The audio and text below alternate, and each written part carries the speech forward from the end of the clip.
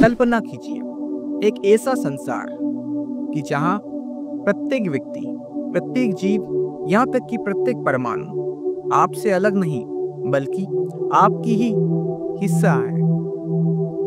कल्पना कीजिए एक ऐसा स्थिति कि जहां ना तो कोई दुख है ना कोई भ्रम, केवल शुद्ध शांति और आनंद है। क्या ये अंतिम मुक्ति नहीं होगी? नमस्ते, स्वागत है हमारे इस आध्यात्मिक सफर में, जहां हम ईशा उपनिषद के एक अत्यंत शक्तिशाली श्लोक को समझने जा रहे हैं। एक ऐसा श्लोक जो सभी दुखों को समाप्त करने और अस्तित्व के साथ एकता का अनुभव करना सिखाती है। यह श्लोक है यस्मिन् सर्वाणि भूतानि आत्मैव विजानतः तत्रा मोह कः शोकः एकत्वमनुपश्यति। इसका क्या अर्थ है? ये ज्ञान हमें कैसे दुख और भ्रम से मुक्ति दे सकता है? आइए इसे गहराई से समझते हैं। सबसे पहले इस श्लोक का अर्थ समझते हैं। इस श्लोक में ये कहा जा रहा है जिसे सभी प्राणियों में आत्मा का ही दर्शन होता है, उसके लिए मोह और शोक कहाँ रह सकता है। जो व्यक्ति इस एकत्व को देखता है वो दुख और भ्रम से मुक्त हो जाता है। ये श्लोक साक्षात्कार प्राप्त व्यक्ति का स्थिति को वर्णन करता है। एक ऐसा व्यक्ति जिसने प्रत्यक्ष अनुभव किया है कि ये पूरा सृष्टि हमारे आत्मा का ही विस्तार है। जब कोई ये समझ जाता है कि उसका जो सच्चा स्वरूप है, जो कि उसका आत्मा है, वो सभी में है, तब उसका दृष्टिकोण पूरी तरह बदल जाता है। तब वो किसी को भी अपने से अलग नहीं देखता, वो सब में उसको देखता है। उसके लिए ना कोई मैं और तुम एग्जिस्ट करता है, ना ही मित्र या शत्रु एग्जिस्ट करता है, और ना ही कोई ऊंचा और नीचा है। उसके लिए बस एक ही अस्तित्व है और सब एक है, क्योंकि वो हर चीज में अपने आप को देखता है। उदाहरण के रूप में आपने एक महासागर को देखा होगा। उसमें से असंख्य तरंग उठते हैं और गिरते हैं, लेकिन ये सभी तरंग इस महासागर का ही हिस्सा है। उसी प्रकार जितनी भी जीव इस प्रकृति में है वो सब एक ही अस्तित्व का हिस्सा है। मोह का अर्थ है अज्ञानता के कारण उत्पन्न भ्रम, जो हमें ये सोचने पे मजबूर करता है कि हम दूसरे से अलग हैं। और शोक वो दुख है जो इसी अज्ञानता के कारण पैदा होता है। मान लीजिए आप स्वप्न देख रहे हैं। उस स्वप्न में आपके दुख सुख, जितने भी लोग, सब कुछ वो सब असली लगता है।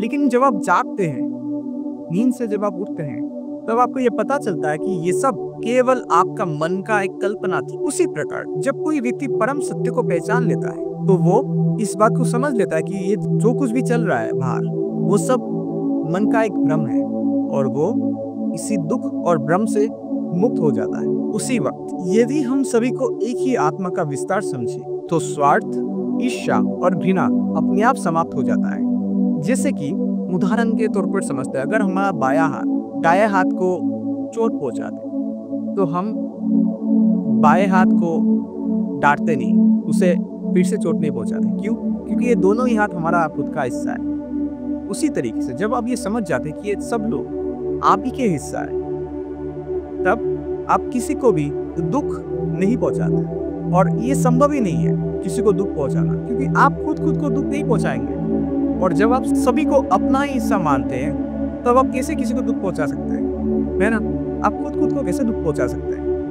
क्योंकि सभी आपके ही विस्तार है। ये जितनी भी कुछ है वो सब आप ही का विस्तार है। जब हम समझ जाते हैं कि ये जन्म और मृत्यु केवल एक परिवर्तन है, तो हानि या मृत्यु का भय समाप्त हो जाता है। जैसे कि मैंने पहले समझाया कि जैसे तरंग एक सागर से उठता है, गिरता है, लेकिन वो तरंग सागर का हिस्सा है।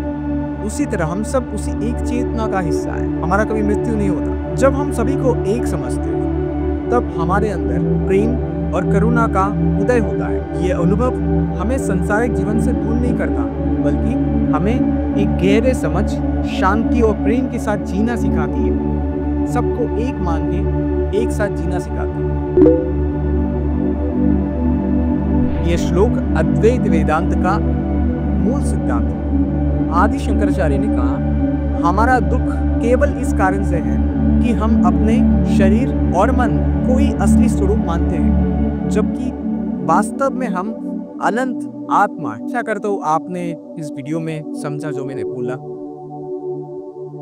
और अगर आपको ये वीडियो अच्छा लगा तो इस वीडियो को ज़रूर लाइक, शेयर और इस चैनल को सब्सक्राइब करना बिल्कुल ना भूलें, क्योंकि जब आप ऐसा करते हैं तो ये पॉजिटिव चीज़ ज़्यादा से ज़्यादा लोग तक पहुँचता है। याद रहे, जब हम एकत्व को अनुभव करें, हम अपने को बाकियों से अलग नहीं मानते हैं और हम ये समझ जाते हैं कि हम सब एक हैं, तब ये दुख और मोह का अंत हो जाता है और ये तभी अंतिम शांति और मुक्ति का द्वार खुल जाता है। नमस्कार।